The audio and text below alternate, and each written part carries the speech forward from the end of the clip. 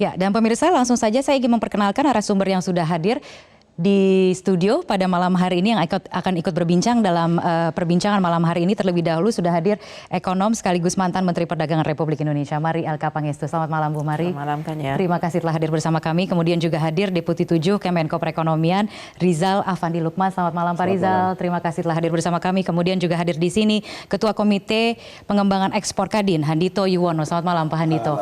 Dan kemudian juga Ekonom Kor Henry Saparini. Selamat malam Ibu Henry. Terima kasih semuanya telah bergabung bersama saya. Dan sebelum kita memulai perbincangan pada malam hari ini, kita simak informasi pengantar terlebih dahulu.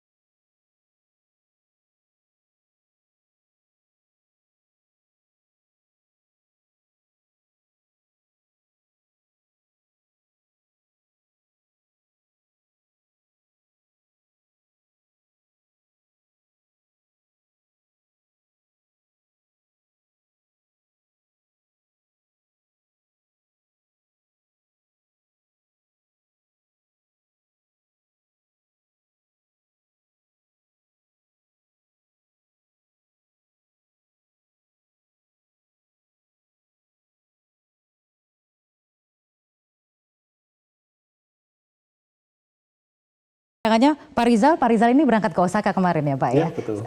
Pak Rizal mungkin bisa memaparkan apa saja hasil yang diperoleh dari forum G20 dan bagaimana kemudian konkretnya manfaat yang bisa diperoleh Indonesia melalui kesepakatan Osaka yang dikenal sebagai kesepakatan Osaka ini.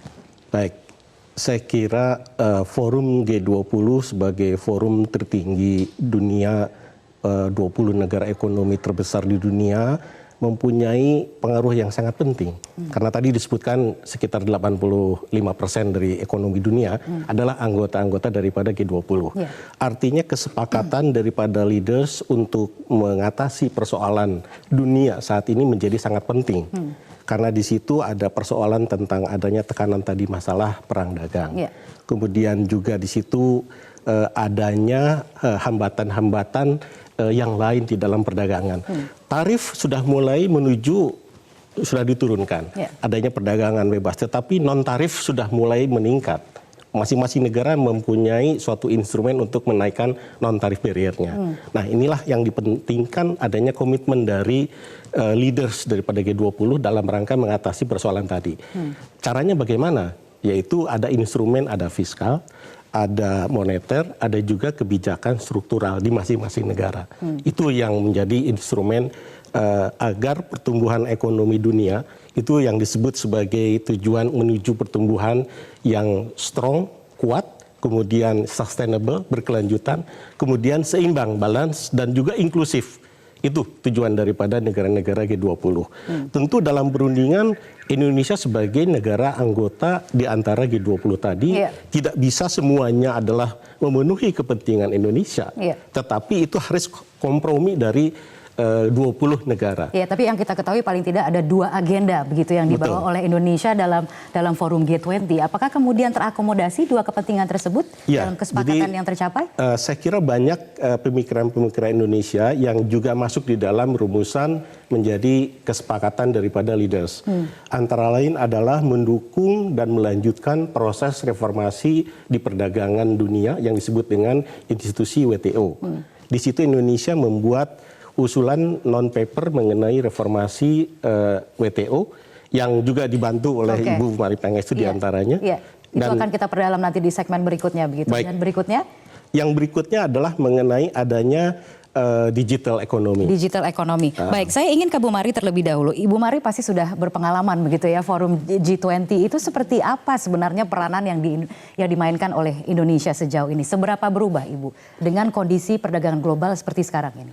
Ya, mungkin kita perlu mengingat kembali G20 ini bukan forum di mana oke kita peroleh konsesi sekian-sekian, kita mendapat investasi sekian-sekian. Dia itu kan forum untuk kepala negara menentukan secara bersama ya suatu arah kebijakan yang penting bagi perekonomian dunia. Pada 2008 kan sepakat semua untuk melakukan stimulus sehingga akhirnya kita tidak mengalami resesi yang mendalam ya. Jadi sekarang dalam konteks hari ini yang menjadi salah satu agenda utama di G20 adalah menghadapi ketidakpastian perdagangan ya. Dan di sini yang diperjuangkan oleh Indonesia itu sangat penting karena jika Amerika dan Tiongkok perang nih, dua gajah perang, kita bisa keinjak gitu ya, kira-kira begitu. Iya. Karena Walaupun mereka dikatakan akan ada peluang juga di balik itu, Ibu. Iya, tapi kalau mereka perang dan mereka akan karena perangnya itu bukan hanya masalah tarif dan defisit ya, itu menentukan aturan main baru gitu ya, karena Amerika menekan Tiongkok untuk masalah hakilah, masalah investasi, masalah persaingan dan seterusnya. Nanti mereka menentukan aturan, kita nonton aja melongo gitu kan. Maka itu WTO itu penting karena disitulah harusnya aturan-aturan main perdagangan yang memang harus belum diatur. Betul. Ini banyak yang belum diatur. Apakah semakin dikdaya, Ibu melihatnya? Kenapa? Semakin dikdaya kalau kita melihat posisi Indonesia di antara ekonomi Iya, G20. saya rasa non-paper yang tadi disebut, artinya kita mengambil posisi apapun masalah antara Tiongkok dan Amerika, itu sebaiknya diselesaikan di forum multilateral. Karena disitulah kita menciptakan apa yang disebut sebagai aturan main perdagangan. Yang akan, di mana kita sendiri juga, negara-negara anggota WTO bisa ikut menentukan aturannya. Kalau enggak nanti dua adik kuasa ini menentukan dan menyelesaikan masalahnya, kita semua tinggal menerima aturan main yang baru. Karena dan itu akan sangat merugikan kita ya. Iya, akan sangat merugikan. Tapi secara konkretnya saya ingin beralih dulu ke Bu Henry dan juga ke Pak Handito. Pak Handito dari kalangan pengusaha seperti apa melihat peranan Indonesia dalam forum seperti ini? Apa sebenarnya manfaat yang paling dirasakan oleh pengusaha? Adakah sesuatu yang konkret yang Anda lihat? Iya, saya rasa memang kita kan ada dalam komunitas yang sangat-sangat bagus ini. Sayang kalau ini nggak bisa dimanfaatkan. Presiden Jokowi sudah berhasil mengangkat brandnya Indonesia dengan bagus. Anda melihatnya seperti itu? Iya, tapi sayang, tapi tadi Bu Mari mengatakan ini gajah bertanding lawan gajah. Mestinya pelanduk melejit di tengah-tengah muncul gitu. Nah itu yang tidak terjadi sebenarnya. Ya memang G20 bukan forum untuk negosiasi, tetapi kan kalau kita lihat Trump sama Xi Jinping berhasil memanfaatkan momentum itu dan keluar dengan trade war selesai kira-kira gitu atau berkurang dan Huawei kemudian beli produk lagi dari Amerika. Artinya China dapat, Amerika dapat. Ini yang nggak dapat di Indonesia ini. Anda melihat PR-nya Pak Rizal dan kawan-kawan ini. Oke, nanti boleh ditanggapi, tapi Bu Henry dulu. Melihatnya seperti itu, catatannya seperti apa? Baik, jadi tadi kan kita sudah mendiskusikan ya bahwa ini sebenarnya kalau dikatakan konkretnya apa, ini kita baru kesepakatan yang sangat besar, tapi PR sebenarnya ada pada masing-masing negara. Ya, permasalahan di antara G20 tadi sangat berbeda di antara negara-negara yang ada. Seperti judul kita pada malam hari ini, kita ini ada pada tengah-tengah permasalahan domestik yang luar biasa. Nah, jadi kalau kemudian tadi misalnya mengatakan mari didorong untuk diselesaikan di multilateral gitu ya. Tapi kita proposal detailnya apa? Karena selama ini kalau kita melihat, sudahkah kita memanfaatkan WTO itu sebelum kita bicara tentang perang dagang antara Amerika dan China ya? Kita belum memanfaatkan secara maksimal gitu. Sementara negara lain seperti Amerika, bahkan mungkin China dan yang lain, mereka memanfaatkan yang tadi disampaikan Pak Rizal tadi, non tarif barrier itu dengan luar biasa. Nah, kita tidak memanfaatkan itu. Nah, jadi sebenarnya kita hanya bisa mendapatkan manfaat itu kalau kita mempersiapkan PR kita. Oke. Gitu. Jadi Boleh tanggapannya Pak PR Rizal? itu yang semestinya kalau kita melihat kan pulang dari kesepakatan tadi siapa yang mengerjakan homework-nya. Nah, siapa yang Gitu. mengerjakan homework-nya? Pak Rizal, silahkan ditanggapi. Saya kira peluang yang tadi disebutkan oleh Pak Andito bahwa di dalam forum G20 itu juga ada upaya yang bisa dimanfaatkan oleh Indonesia. Presiden kita memanfaatkan dengan sangat baik peluang tersebut. Ada 7 negara yang melakukan bilateral dengan Indonesia. Di situ upaya untuk meningkatkan perdagangan contohnya dengan India. Kita sepakat bahwa pemimpin kedua negara meningkatkan 50 miliar. Artinya selama Nilai ini perdagangan. nilai perdagangan. Jadi India adalah salah satu pasar yang besar bagi kelapa sawit kita. Jadi artinya kita juga ingin meningkatkan tentu perdagangan tadi tujuannya adalah untuk meningkatkan neraca perdagangan kita. Dengan China misalkan juga demikian. China sudah sepakat untuk meningkatkan import kelapa sawit dari kita lebih dari 1 juta ton per tahunnya. Ini juga kesepakatan yang sudah tercapai sudah dalam dicapai pertemuan dan bilateral. sudah direalisasikan. Dan kita akan terus untuk memelihara komitmen-komitmen tadi di masa akan datang. Ini salah satu manfaat di sela-sela daripada kesibukan Presiden menghadiri KTT G20 dimanfaatkan untuk meningkatkan tadi peluang. Jadi sama seperti Presiden Xi Jinping dengan Presiden Trump juga sama melakukan perundingannya tadi, bukan di forum G20, tetapi di acara bilateral meeting. Sama kita juga. Jadi artinya itu kita manfaatkan secara maksimal forum G20 karena itu adalah hadirnya leaders dari negara-negara penting di dunia. Jadi artinya itu sudah dimanfaatkan dengan baik oleh presiden kita di forum G20. Oke, tadi saya ingin melanjutkan soal ketidakpastian gitu ya di tengah memanasnya tensi perdagangan, paling tidak ada perang dagang antara Amerika Serikat dan Tiongkok begitu yang untuk sementara waktu dikatakan sedang gencatan gitu. Tapi apakah ada jaminannya bahwa kemudian memang akan seterusnya gencatan atau nanti jangan-jangan akan dimulai lagi begitu? Nah, seberapa besar sebenarnya peluang renegosiasi ini bagi Amerika Serikat dan Tiongkok? Tapi kita harus jeda terlebih dahulu dan saya akan hadir kembali dengan Economic Challenges spesial G20.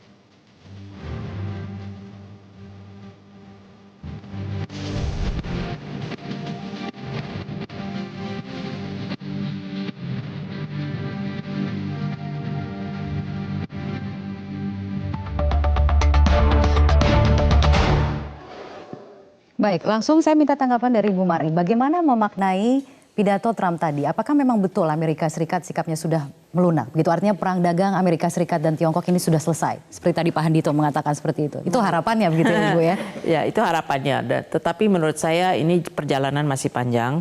Jangan lupa di summit G20 yang bulan Desember tahun lalu, hal yang persis terjadi. Sama persis seperti itu. Presidensi bertemu dengan Presiden Xi Jinping, sepakat untuk negosiasi dan dikasih deadline waktu itu bulan Maret yang diperpanjang ke bulan Mei. Dan pada hari berikutnya atau pada hari yang sama, CEO dari Huawei ditangkap di Kanada. Yeah. Jadi mix signal sekali kan. Yeah. Ya, dan mengapa di bulan Maret bulan Mei itu negosiasinya mentok? Karena Amerika ini kan bukan masalah tarif ya, bukan masalah defisit perdagangan. Amerika menggunakan tarif untuk mendorong perubahan yang dia merasa perlu dilakukan oleh Tiongkok, ya, membuka investasi, perlindungan terhadap haki, subsidi industri, belum lagi teknologi, ya,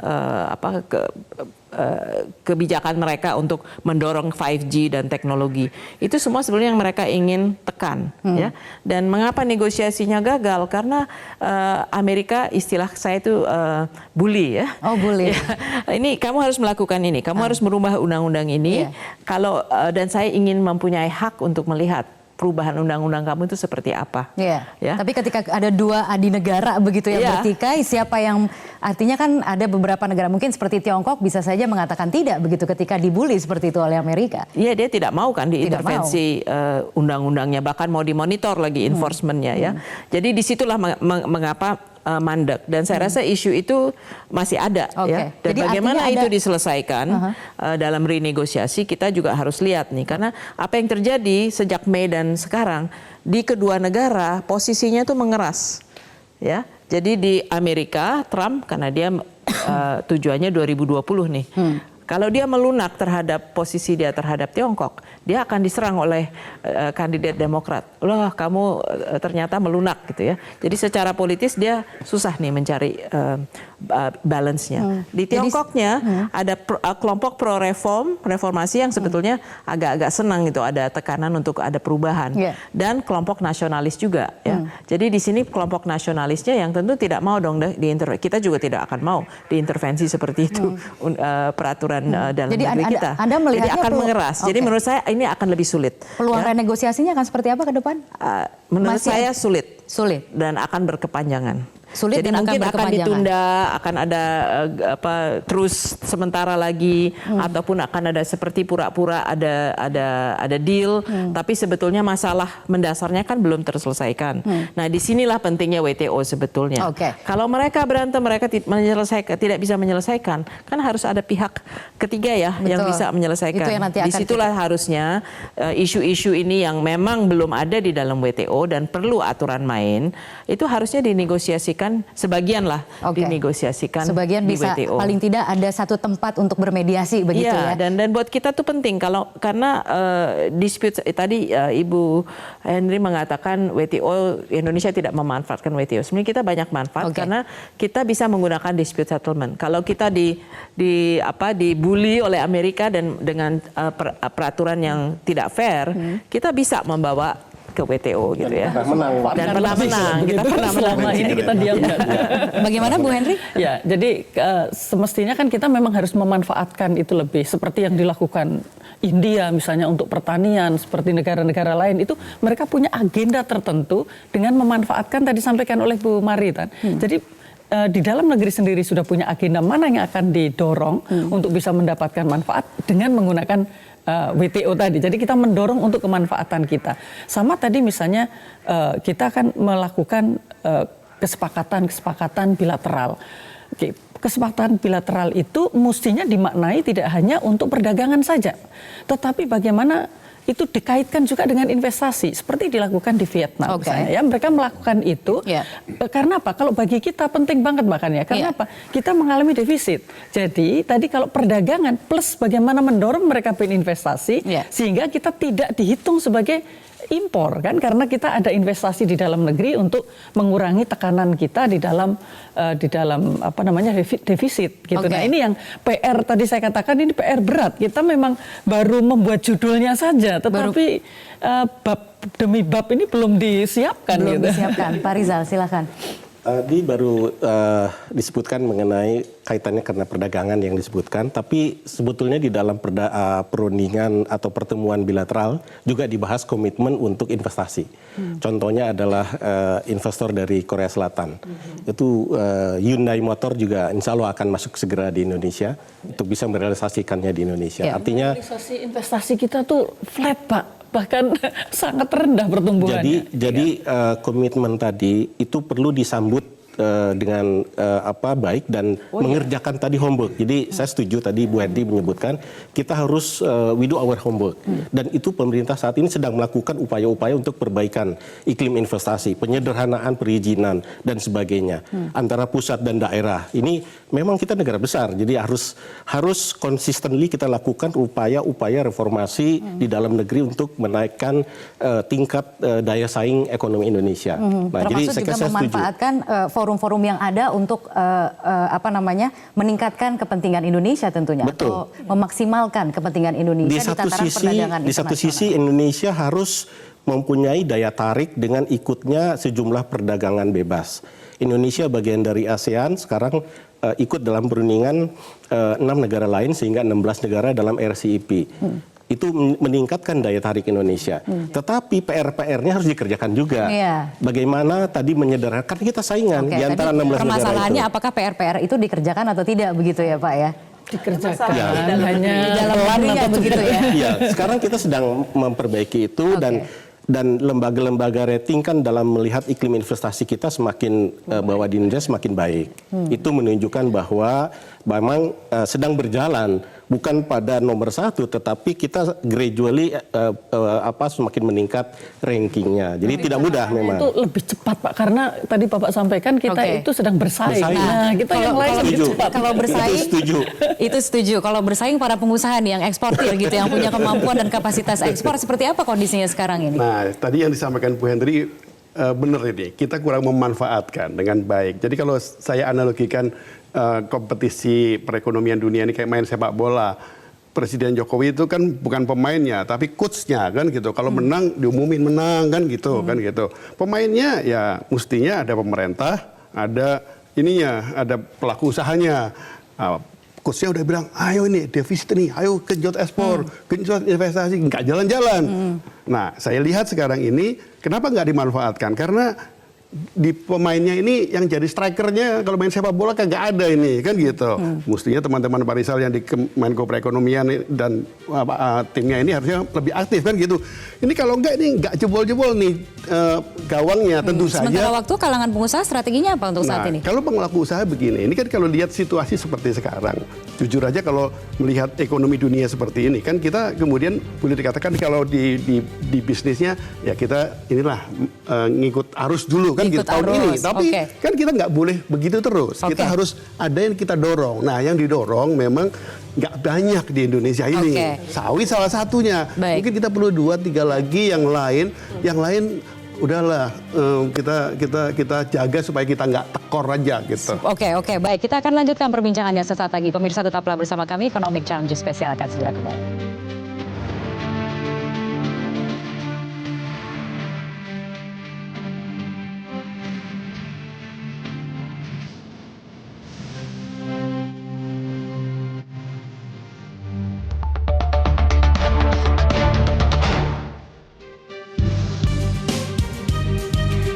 Anda kembali bergabung bersama kami. Saya lanjutkan, Bu Mari, tadi ada yang ingin disampaikan, ingin dibantah begitu apa yang disampaikan oleh Pak Handito tadi ya.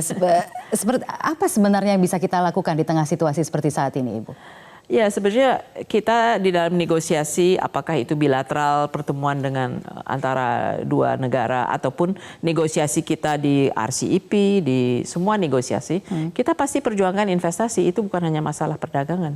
Jadi kita memperjuangkan akses, kita memperjuangkan supaya investment datang. Tapi masalahnya persis yang disampaikan tadi, tetap masalah dalam negeri. Ya.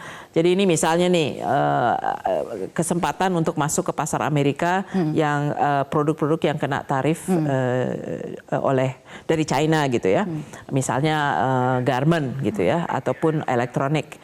Lebih banyak tuh relokasinya ke Vietnam dibanding ke Indonesia. Mengapa? Ya karena memang masalah capacity. Ya kalau kita tanya dengan para eksportir kita, sebagian mengatakan kita sudah nggak punya capacity lagi. Footwear misalnya sudah menyampaikan sepatu ya alas kaki, udah full capacity, kita nggak bisa lagi meningkatkan ekspor tanpa investment.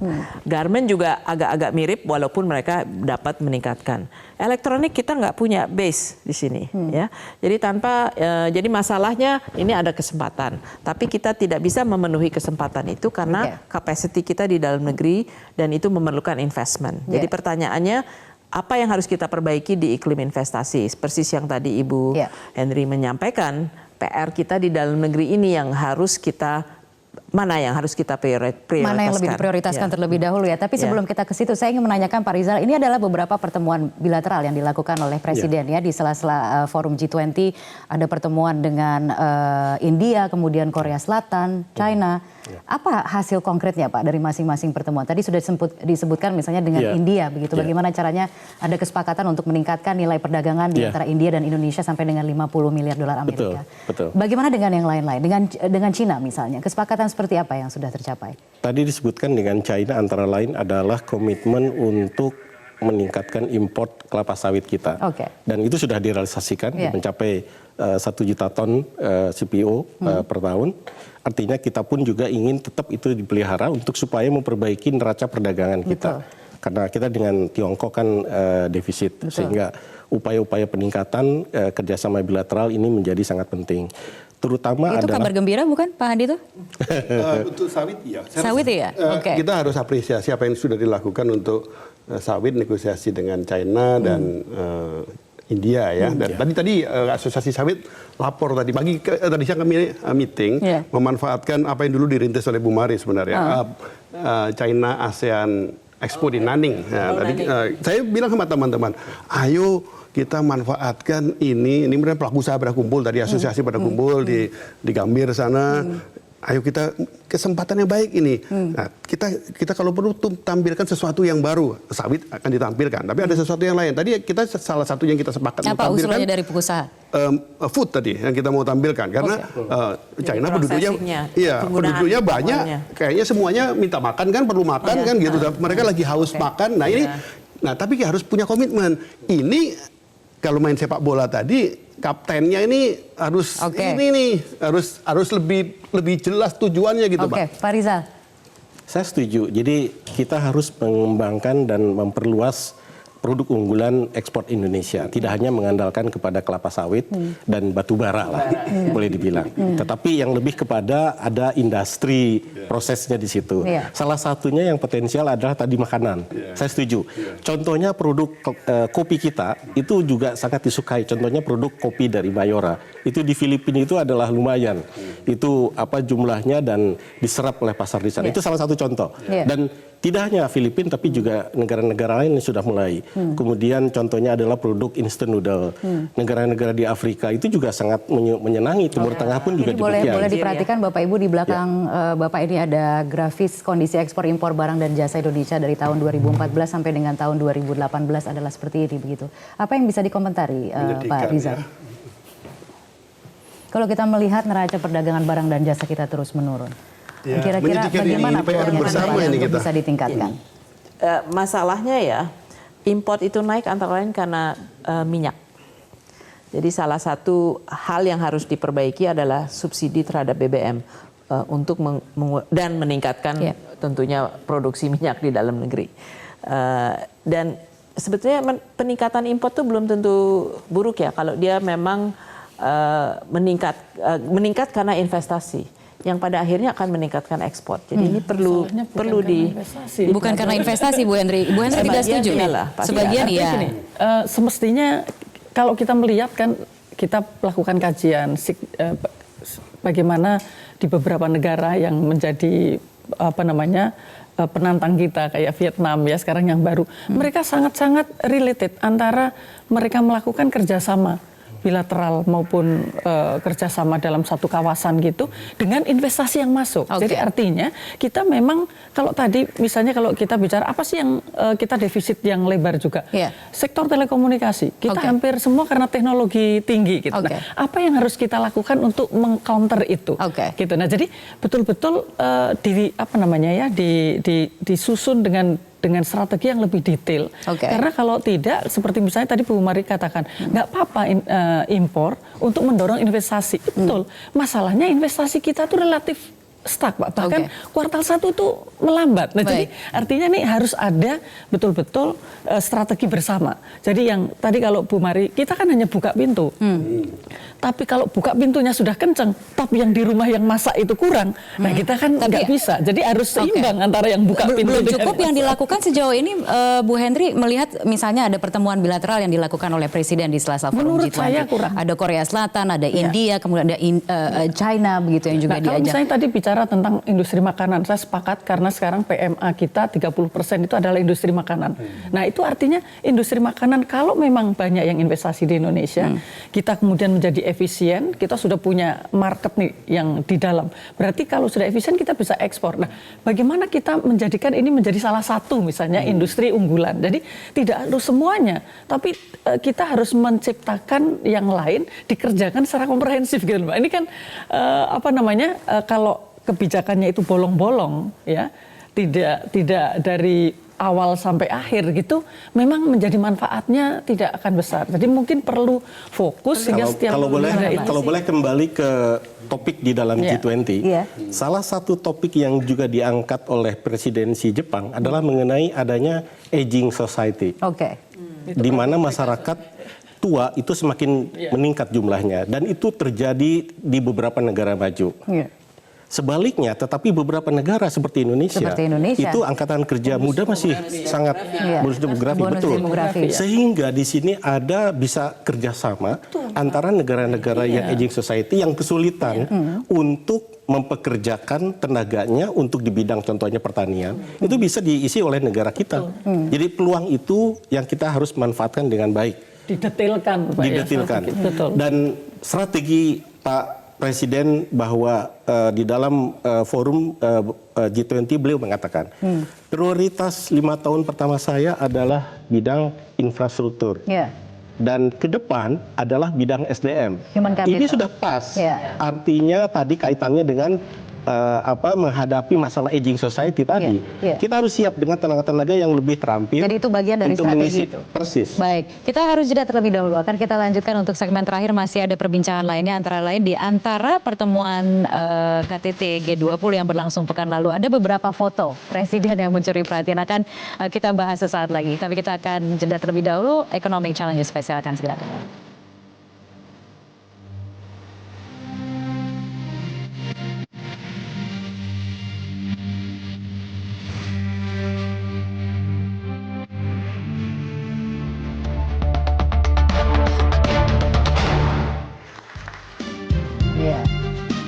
Baik, justru di era milenial, di era digital seperti sekarang ini, ya hal-hal yang justru menjadi perhatian, yang menyita perhatian adalah seperti tadi gitu ya, foto-foto Presiden Jokowi dengan para perempuan perkasa, dikatakan seperti itu, sisi ibu begitu kan, ada yang seperti itu. Di era milenial seperti sekarang ini justru Karena malah salah satu topik prioritinya adalah woman empowerment. oke, Kemudian yang juga kedua sebenarnya adalah ya. tadi mengenai marine litter, itu juga termasuk marine penanganan. litter, ya. Dan Di IUU. tadi itu di Termasuk depan IUU. Ibu Iriana tadi ada anak-anak tadi, anak-anak muda. Dan ini kan Jadi ini adalah sebenarnya isu-isu penting yang dibungkus begitu ya, Ya, betul. dibungkus dengan cara yang mungkin lebih milenial begitu ya. Ya. Bicara mengenai bonus demografi tadi, bagaimana antisipasi kita ke depan menghadapi mungkin ekonomi yang dihadapi ini adalah ekonomi yang memang dimiliki oleh kaum milenial begitu, yang mungkin belum sekarang ini kita lihat peluangnya itu bisa sampai didorong kemana begitu ya. Mungkin Pak Handito ada pengalaman yang ingin ini terkait juga dengan bagaimana kita menambah jumlah komoditi yang harus menjadi jagoan ekspor. Sawit, ya mudah-mudahan pangan sudah, industri pangan masuk. Nah, yang berikutnya adalah millennial industry istilahnya itu. ada namanya millennial industry. Ya, kami create ini bersama-sama teman-teman dari Kementerian Perindustrian juga, bahwa kita perlu menyiapkan industri-industri yang pasarnya anak muda, milenial, tapi yang paling penting diproduksi, dikerjakan oleh anak-anak milenial itu. Oke. Nah, Seperti apa misalnya contoh? Contoh ini, tadi Pak Rizal sudah menyebut kopi, itu sekarang sudah anak-anak muda. Ada satu baru yang lagi muncul sekarang ini, coklat. Coklat. Itu istilahnya Bu Mari kreatif industri itu. Oke. Itu sekarang lagi mau wabah, kita lagi dorong juga. Saya dulu Coklat apa ini? Nah, coklatnya batangan? adalah coklat yang finish product ini. Oke. Pralin, coklat bar, makaron dan Iya. sebagainya. Itu termasuk millennial industry. Nah, ini karena membutuhkan kreativitas. Coklat itu yang finish product itu membutuhkan kreativitas. Contoh ini, kita punya kesempatan nanti bulan Oktober ada pameran Salon de Coklat di Paris.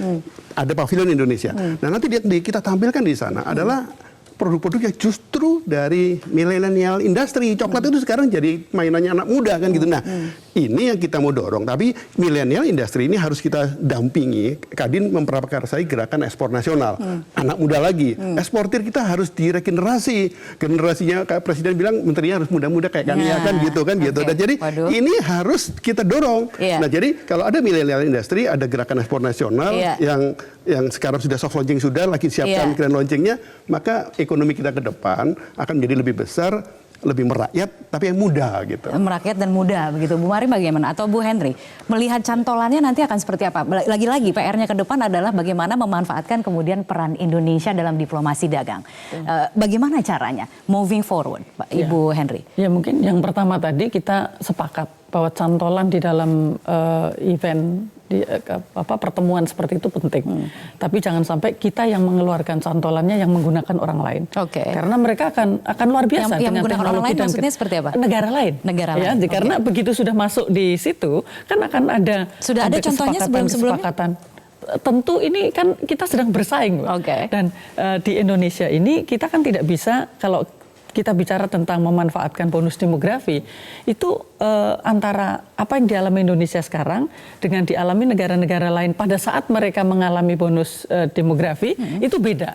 Eranya beda. Jadi makanya kalau tadi memasuki ekonomi digital itu kan sebenarnya kegiatan ekonomi yang ditambah dengan digital gitu kan. Nah, ini kita memerlukan strategi yang harus kita create sendiri karena kita tidak bisa mencontoh negara lain bagaimana mereka memanfaatkan era bonus demografi karena strukturnya berbeda, tantangannya berbeda, maka ini yang menjadi tantangan kita. Kita punya anak muda yang demikian banyak, tetapi internet itu kita sudah penetrasinya sudah sangat tinggi.